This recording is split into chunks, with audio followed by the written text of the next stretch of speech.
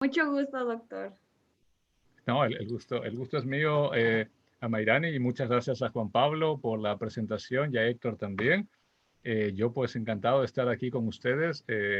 Ciertamente pues me siento muy honrado de compartir estos minutos con ustedes y como le había comentado a Juan Pablo y a Héctor, la clave es que sea más un diálogo, no una conversación sobre un tema que nos importa a todos, que es el tema de la condición humana, los derechos humanos y la migración, por supuesto, que es el gran tema que nos ocupa hoy. Así que será muy grato pues conversar, departir y tratar de encontrar algunas salidas, porque yo creo que en estos pequeños diálogos siempre se puede dilucidar salidas y ver qué está pasando con los gobiernos y por qué los gobiernos no asumen, digamos, a actitudes proactivas, ¿no? Es una de las cosas que uno siempre se pregunta. Muy bien, como le contaba a Juan Pablo, no quiero hacer el cuento muy largo, o sea, no quiero pues cansarles a ustedes y he dividido la presentación en cuatro partes fundamentales. La parte uno, que es la parte referida a los derechos humanos, qué significan derechos humanos, porque es parte de nuestro lenguaje legal, qué conexión tiene con nuestra visión del derecho, cuán importante es ese concepto, es la parte primera, que vamos a hacer una pequeña excursión histórica, pero sobre todo vamos a tratar de definir la idea de derechos humanos.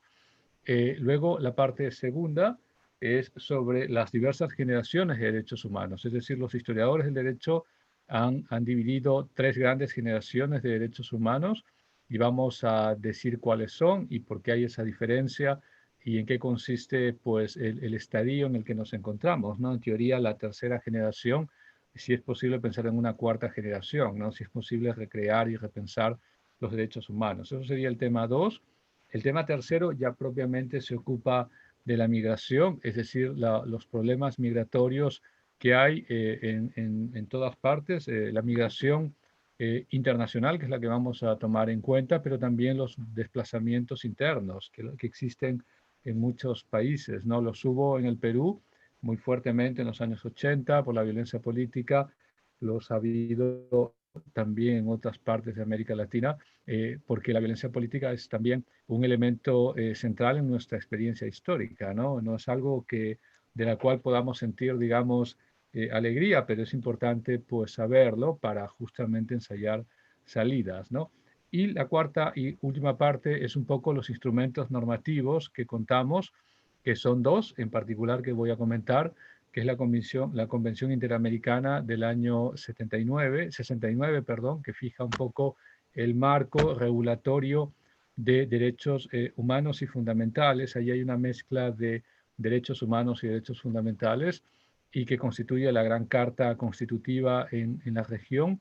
Y luego vamos un poco a presentar la Convención Internacional del año 90 que habla del trabajador migratorio, ¿no? Que es una convención suscrita por varios países de América Latina, por México, por ejemplo, por Argentina, por ejemplo, por Colombia, por ejemplo, pero que no ha sido suscrito por los países receptores de migrantes, en particular el norte global, que es donde está, digamos, la gran masa migratoria, ¿no? Sobre todo, pues, Estados Unidos, como sabemos, para el caso de América Latina, Europa, para el caso, pues, de África, ¿no? Y obviamente hay también migraciones internas dentro de Asia, ¿no? Por ejemplo, los Emiratos, un lugar, digamos, de migración, en los últimos años también, digamos, otras regiones de Asia, ¿no? No nos vamos a referir tanto a Asia porque es una zona que en sí misma tiene, uy, eso fue un sonido muy melodioso, en sí mismo tiene una historia propia. Vamos a concentrarnos más en el caso de Europa y América Latina, aunque por supuesto se puede hablar de otras regiones, ¿no?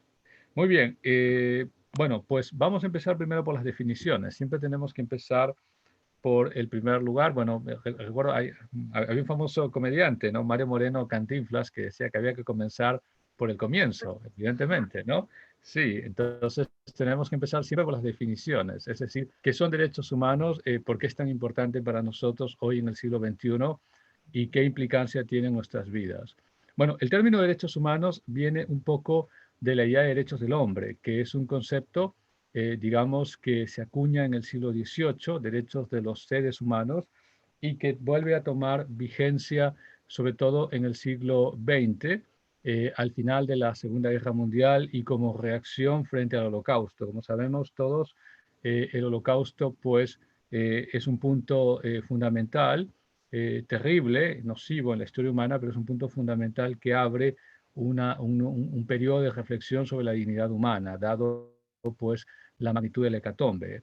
Había habido, por supuesto, ha habido guerras cruentas y sangrientas en el pasado, pero digamos la experiencia de la Segunda Guerra Mundial y la política de exterminio de la Alemania nacionalsocialista abre toda una reflexión de debate desde el año 44, que es cuando ya empieza un poco a ser visible los crímenes del nazismo, y el año 45 cuando termina el régimen nacionalsocialista con su rendición incondicional en mayo, 8 de mayo del 45, ¿no? Y el posterior procesamiento de los criminales de guerra. Entonces, digamos, hay como dos momentos muy importantes. El primer momento, que es con la Revolución Francesa, que además inicia todo un proceso de debate, soberanía popular, derechos, digamos, inherentes a la condición humana, derechos políticos y también la idea de nación, ¿no? Son varios elementos allí que marca la Revolución Francesa y que va a ser profundamente influyente, no solamente en la historia de Europa, sino principalmente en la historia, digamos, global, en la historia mundial. Pero para llegar a la Revolución Francesa vamos a hacer una excursión breve una vez que hemos definido los derechos humanos como derechos inherentes a la dignidad humana e irrenunciables, es decir, que forman parte constitutiva de nuestra existencia. El derecho humano fundamental es el derecho a la vida, el derecho a la libertad, el derecho a la dignidad, el derecho al pensamiento. Son elementos que forman parte de nuestra experiencia humana, pero ese tipo de ideas es el resultado de un larguísimo debate intelectual, principalmente, aunque no exclusivamente, en la tradición occidental. En los últimos años hay una reflexión en la historia del derecho por integrar dentro de la discusión de los derechos la experiencia de países no occidentales, ¿no? Y entonces hoy se habla del derecho comunitario, del derecho al buen vivir, de la recuperación de las tradiciones, digamos, culturales del pasado, lo que se llama los saberes diversos. En fin, hay todo un espectro hoy de debate, pero vamos a concentrarnos un poquito en este momento en la tradición continental europea, ¿no? Sobre todo. Aunque vamos a hacer al final, cuando hagamos el epílogo, vamos también a referirnos si es posible o no pensar solamente como derechos estrictamente europeos. Muy bien, entonces, como hemos visto, la Declaratoria de los Derechos del Hombre y del Ciudadano del siglo XVIII marca un poco ese punto inicial, pero tenemos que retrotraernos, tenemos que, digamos, ir hacia un poquito atrás para ver cuál es la historia.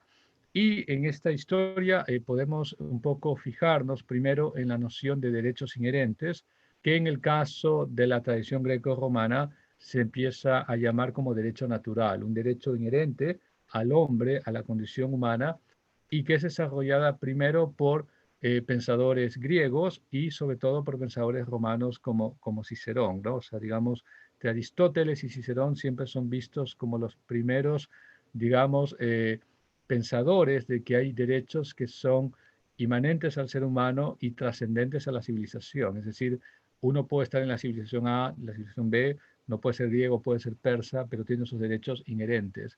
Una cosa distinta es que los gobernantes respeten esos derechos, ¿no? De hecho los griegos veían siempre con mucha, diríamos, rechazo en las autocracias orientales. En particular, ellos estaban pensando en el régimen persa.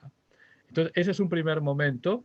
Y hay un segundo momento fundamental en esa noción de derechos inherentes a los seres humanos cuando irrumpe el cristianismo, y en particular cuando hay toda una tradición teológica que podemos fijar a partir del siglo segundo, siglo tercero, con autores pues como Ambrosio de Milán, o posteriormente en el siglo cuarto y quinto con Agustín, en fin, una serie de autores que empiezan a considerar que los derechos naturales vienen de nuestra, digamos, condición humana en la medida que somos hijos de Dios. Es decir, los autores cristianos van a considerar que aunque había una idea vaga de derechos inherentes al ser humano en la tradición greco-romana, en la tradición que ellos llaman pagana, sin embargo, ellos no podían, por su paganismo justamente, o por su consideración consideración politeísta, darse cuenta que el gran origen de todos esos derechos era una fuente inmanente, una fuente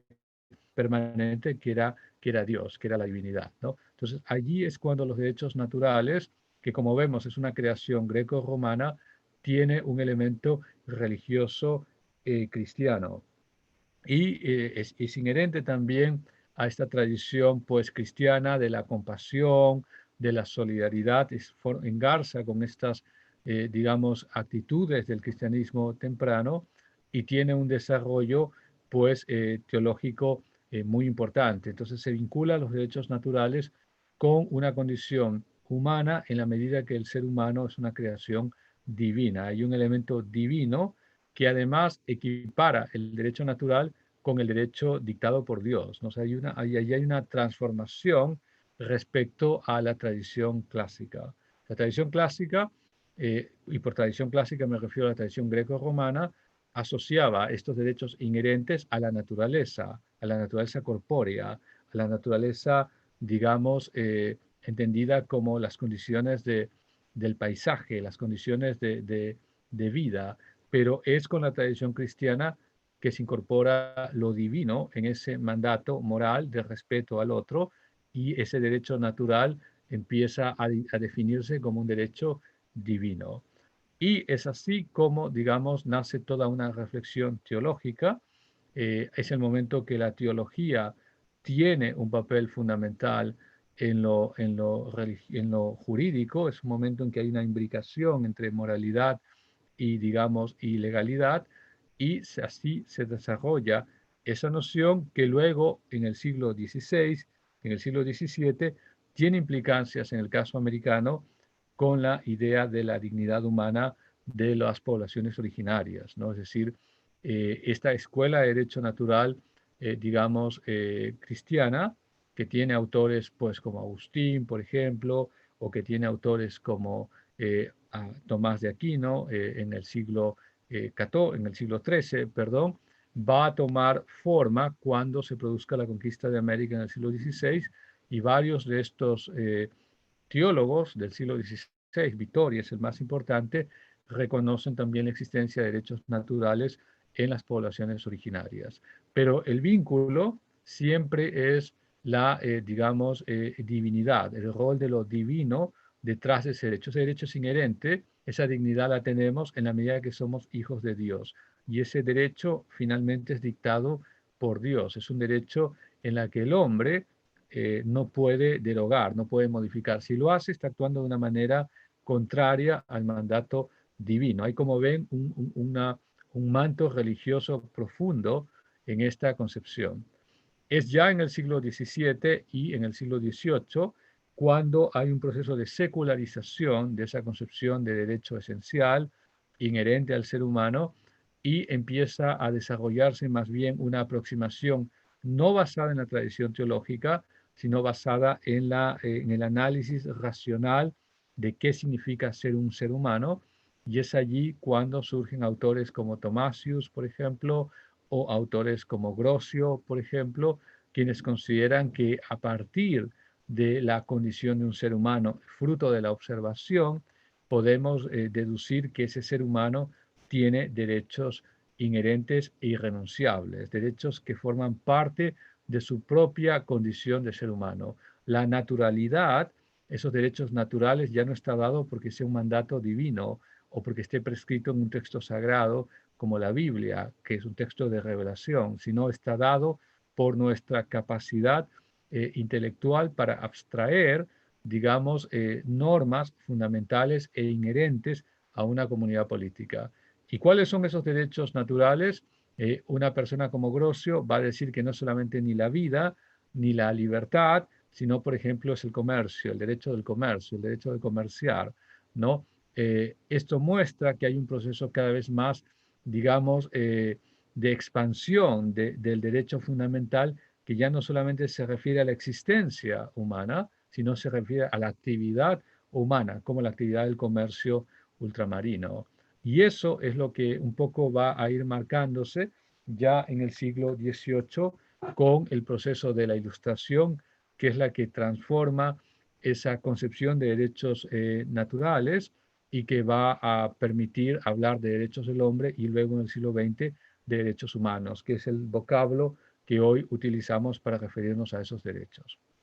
Muy bien, entonces vemos pues un proceso de, por un lado, un origen filosófico, retórico, greco-latino, un proceso de teologización, de utilización, digamos, de los recursos de la teología para definir estos derechos de base religiosa, que es la gran teología cristiana, y luego un proceso a partir del siglo XVII de racionalismo o de ilustración temprana. Algunos autores, Jonathan Israel en particular, ha sostenido que en el siglo XVII se produce la insurgencia o la emergencia del racionalismo y se produce además lo que llama el racionalismo radical o la ilustración radical, la segunda mitad del siglo XVII, por el cual señala él el caso sobre todo de los Países Bajos, representa esta tradición. Los Países Bajos es de donde es Grocio, donde se empieza a sostener la idea de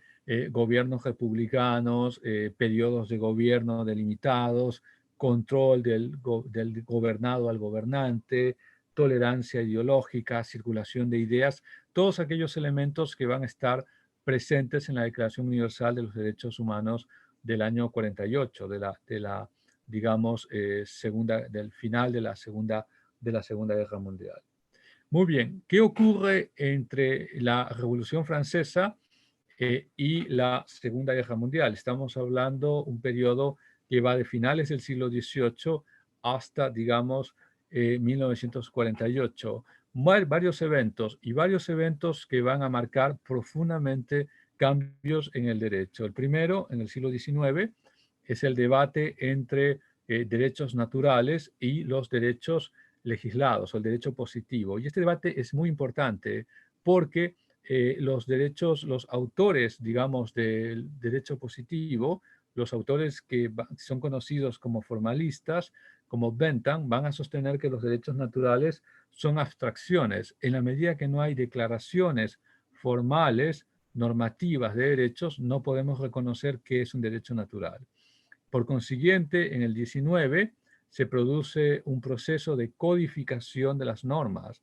Es un momento de cambio fundamental en el derecho. El derecho anterior al siglo XIX podía estar regulado, codificado, pero también había mucha interpretación de los textos, ¿no? Por eso es que los teólogos no tenían problemas en hablar de derechos inherentes, aunque no hubiera una declaración formal de derechos, o el derecho consuetudinario también podía ser recreado en las cortes. Pero en el siglo XIX se empieza a utilizar como lenguaje legal las normas, y las normas en el caso de América Latina a través de dos tipos de instrumentos, las constituciones y el proceso de las normas fundamentales o códigos, el Código Civil, el Código Penal, el Código de Comercio, etcétera, ¿no? Entonces, en el siglo XIX es cuando se marcan los cimientos, digamos, de declaraciones expresas, escritas de derechos. Y es el momento también en la que emerge una conciencia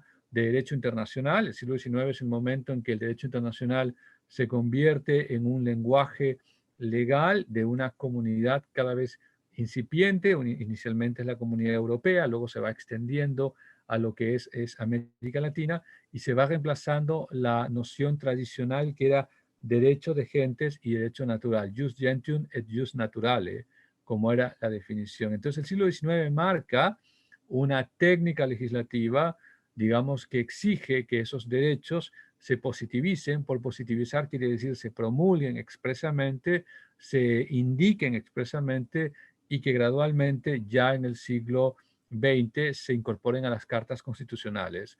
Las cartas constitucionales del siglo XIX son cartas políticas, son cartas que establecen quién es ciudadano, cuáles son los derechos del ciudadano, qué derecho del ciudadano, el derecho al voto, por ejemplo, si tiene ciertos requisitos de edad y ciertos requisitos patrimoniales, el derecho de imprenta, que en ese contexto significa libertad de opinión, el derecho, digamos, a la vida, es decir, uno no puede ser privado a la vida si no hay un proceso previo, porque la pena de muerte existe en el siglo XIX, pero el derecho a la vida tiene que ser preservado a través de un proceso judicial, También se incorpora el derecho a la propiedad. Recuerden que el siglo XIX es un siglo de liberalismo. Entonces las cartas van enumerando derechos y las cartas del siglo XX, las cartas, digamos, a partir de las cartas sociales con la Constitución de Querétaro, el clásico ejemplo en América Latina, incorporan otro tipo de derechos humanos como vamos a discutir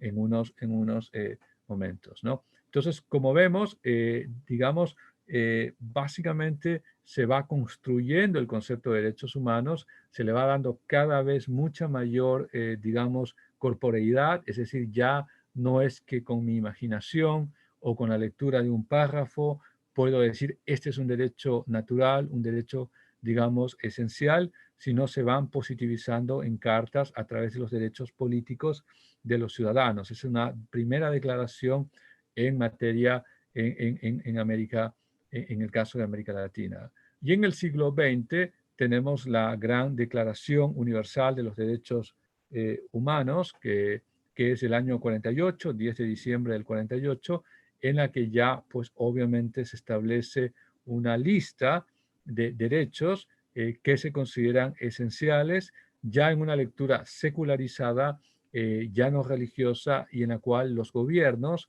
están obligados a respetar y a, digamos, cumplir. Y es por eso que cuando se hace el proceso de Nuremberg, que es el gran proceso a los líderes de la Alemania nacional socialista, son acusados de crímenes contra la humanidad. Digamos, hay la idea, pues, una conceptualización de estos derechos como no solamente esenciales, sino que además su violación supone, pues, sanciones altas. De hecho, muchos de estos líderes de la Alemania Nacional Socialista serán ejecutados, serán ahorcados una vez que se les haya leído su sentencia, ¿no? Entonces, como vemos, este es un proceso importante de definiciones y un proceso de secularización, sobre todo como resultado de la enorme influencia cristiana.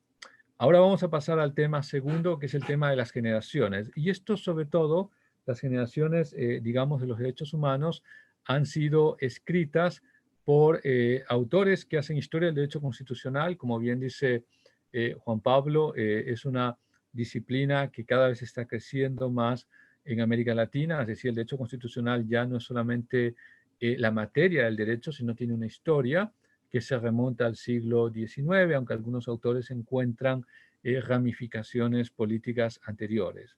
Muy bien, los historiadores de los derechos humanos consideran que hay tres generaciones. Esto ya un poquito pasando al tema 2, ¿no? La primera generación, que son los derechos de libertad personal, son los derechos, digamos, inherentes a la condición, digamos, individual. Por ejemplo, el derecho a la vida, el derecho, como hemos dicho, a la integridad, el derecho, bueno, que va a ser parte de un debate o no, digamos, a la propiedad, el derecho de opinión, como hemos visto, el derecho de imprenta, el derecho a la circulación, etcétera. Todos aquellos derechos que están vinculados a nuestra condición de individuos.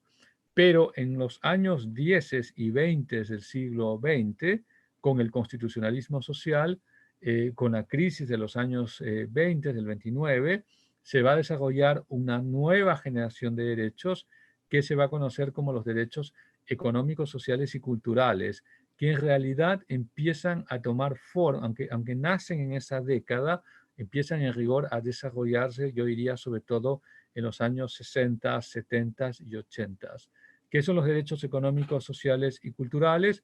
Bueno, por ejemplo, el derecho a la salud, por ejemplo, el derecho a la educación, el derecho a ser instruido, el derecho también a exigir prestaciones de parte del Estado. El Estado del siglo XX es diferente al Estado del siglo XIX. El Estado del siglo XIX es un Estado, digamos, que en teoría, por lo menos en América Latina, debe intervenir poco en la economía, pero en el siglo XX el Estado ocupa un rol fundamental como medio redistributivo, ¿no? Entonces, en ese contexto de expansión del poder del Estado como un actor fundamental en la vida social, se reconoce que ese Estado tiene obligaciones con sus ciudadanos, ¿no? Y también en los años 30 y 40 se incorpora en esta definición de derechos humanos, los derechos de la mujer también, que habían sido, cuando hablamos de esta generación de derechos, siempre se está pensando sobre todo en los derechos políticos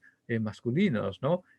No se está pensando en los derechos de las mujeres que recién ingresan a votar en el siglo XX, ¿no? O sea, cuando uno ve la historia humana, es solamente en los últimos 100 años que ha habido una serie de conquistas legales públicas de las mujeres, no así en el pasado. Eso no significa, por supuesto, que las mujeres no participaran políticamente, claro que sí, pero evidentemente había una serie de obstáculos o de constreñimientos, digamos, políticos. Y dicen también los especialistas que luego de esta segunda generación de los derechos económicos, sociales y culturales, DESC, que le llaman muchos autores, hay una tercera generación de derechos que surge sobre todo ya, se dice, bueno, acá hay una discusión si surge en los años 80, si surge en los años 90, si surge en los 2000, pero es la idea, digamos, del derecho a la vida digna, ya no entendido solamente como un derecho de, digamos, de evitar ser golpeado, dañado, de integridad física, sino se refiere al desarrollo humano, el derecho al desarrollo humano, ¿no? A desarrollar todas nuestras capacidades de bienestar, de respeto a nuestras creencias religiosas, de diversidad, de multiculturalismo, de respeto a las, digamos, comunidades de diversidad sexual. Todos esos reclamos se integran en esta tercera generación de derechos humanos y tiene que ver más bien con esa expansión de derechos ya hacia conceptos más, digamos, de exigencia de un nivel de desarrollo, digamos, en nuestras capacidades humanas. Entonces es, por un lado, Renzo, sí, perdón, disculpa sí. la interrupción. No, no te Nos preocupes. indica el programa Zoom que nos queda menos de un minuto. Entonces, ¿podemos volver a Sí, entrar todos? sí, Es el mismo volvemos, link. claro. Sí. No, perfecto, volvemos, La sí. UNAM no nos da para pagar la cuenta que muy La fuerte UNAM la es crisis nuestra en fiesta. México. No, no hay problema. Vale. No, les espero, Gracias. tranquilo. Suerte.